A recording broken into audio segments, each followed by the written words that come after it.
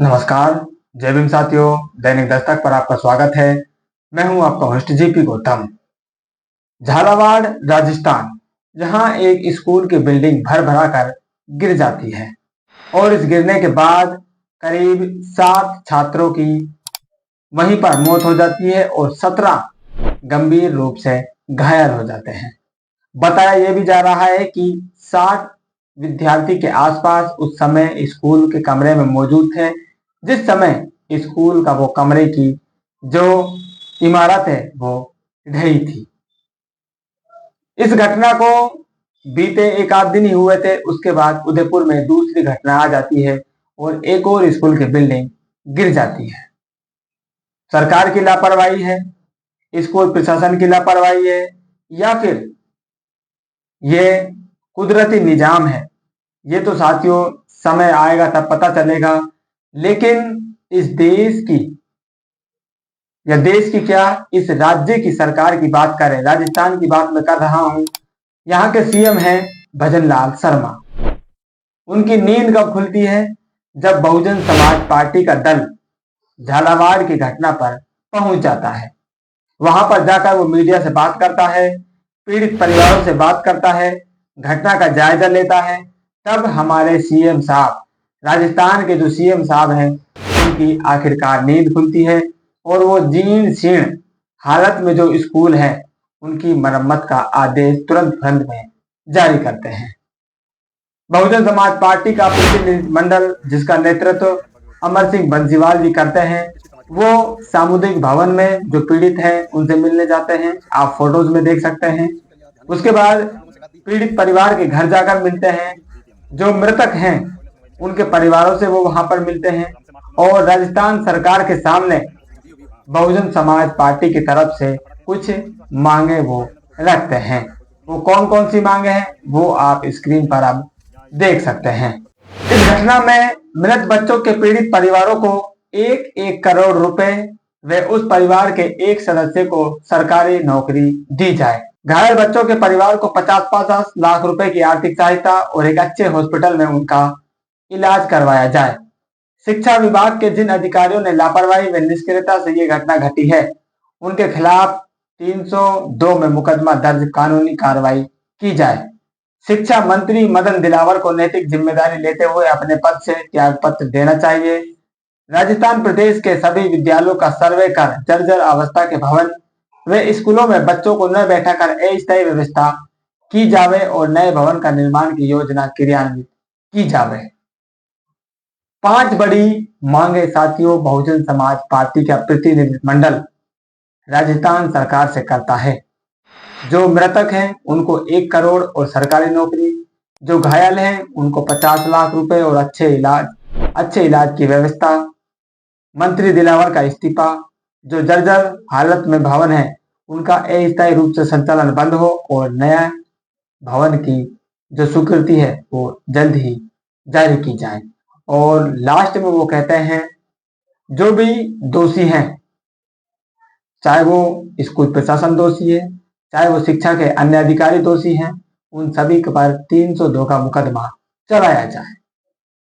Bahujan Samaj party जब ये मांगे करती है, मीडिया में इसकी चर्चा होती है, तो मुख्यमंत्री साहब की नींद खुलती है और वो आनंद फानंद में एक सोशल मीडिया पोस्ट लिखते हैं। उस पोस्ट में वो कहते हैं कि जितने भी जर्जर भवन हैं उनकी मरम्मत तुरंत की जावे और जो भी जर्जर भवन हमारी नजर से दूर है उनको जल्दी से नजर में लाया जाए। सरकार के सामने उनकी जो हालत है, समस्या है, उनको बताया जाए ताकि जल्द से जल्द मरम्मत कार्य किए जाएं। सीएम भजनलाल जी अपनी बात को आगे बढ़ाते हुए कहते हैं, राज्य सरकार द्वारा राज्य प्रवर्तित योजनाओं के अंतर्गत जीर्ण शीर्ण एवं मरम्मत योग्य विद्यालय भवनों, आंगनबाड़ी केंद्रों और अन्य राजकीय परिसरों की मरम्मत के कार्यों को सर्वोच्च प्राथमिकता से पूर्ण कराया जा रहा है। इसके साथ ही डांग, मगरा और मेवात क्षेत्रीय विकास योजना के तहत मरम्मत कार्यों हेतु राशि की सीमा को 15% से बढ़ाकर 20% किया जा रहा है। इसी प्रकार विधायक स्थानीय क्षेत्र विकास योजना के अंतर्गत भी अब कुल आवंटन की 20% राशि से इन भवनों की मरम्मत कराई जा सकेगी। सभी विधायकगण से अपने क्षेत्र के जीर्ण शीर्ण या मरम्मत योग्य भवनों की प्राथमिकता के अनुसार अभिशंसा भिजवाने का आग्रह है, ताकि आवश्यक कार्य समय पर सुनिश्चित किए जा सके।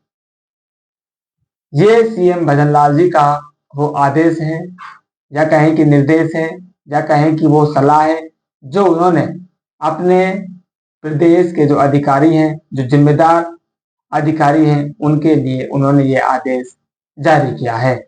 उन्होंने यहाँ पर यह भी बता दिया है कि हमने फलानी फलानी योजनाओं में जो बजट है वो भी बढ़ा दिया है, और कार्य को आसानी से करवाने के लिए जो विधायक है, विधायकों को भी इसकी छूट दे दी है, और वो 20% अपना जो पैसा है वो इन भवनों की मरम्मत में लगा सकते हैं। साथ ही विधायकों से उन्होंने ये रिपोर्ट भी आप कह सकते हैं ये मांगी है कि वो जल्द से जल्द बताएं कि किन किन क्षेत्रों में जो भवन है उनका या तो निर्माण होना है या फिर उनकी मरम्मत होनी है, और प्राथमिकता के आधार पर उनकी अनुशंसा हम तक भिजवाने का आप कार्य करें, ताकि हम इस कार्य को जल्द से जल्द करवा पाए।